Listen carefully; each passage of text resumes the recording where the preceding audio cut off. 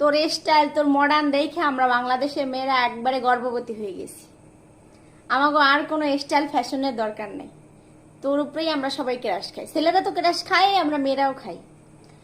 আর একটা কথা বলছে আমাদের বাংলাদেশের প্রধানমন্ত্রী, সে বলছিল একটা কথা যে বাংলাদেশের সবাই, সব ছেলেরা, সব স্টুডেন্টরা নাকি রাজাকার।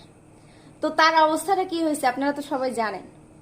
এখন ওই যে আমাদের বাংলাদেশের যে সব থেকে বড় মডার্ন ফ্যাশন ডিজাইনার, সব থেকে বড় মডেল, সে আবার বলল যে আমরা ওয়েস্টার্ন ড্রেসের সাথে নাকি টিপ পরি।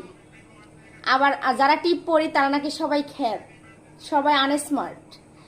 তাইলে ওর অবস্থাটা কি হওয়া উচিত চিন্তা করেন। তাইলে আমরা তো বাংলাদেশের সবাই মেয়ে, বেশিরভাগ মেয়েরাই টিপ পরি, সেটা শাড়ির সাথেও পরি, থ্রি পিসের সাথেও পরি, ওয়েস্টার্ন ড্রেসের সাথেও পরি। আমরা টিপ পরতে বরাবর পছন্দ করি, এই জন্য পরি।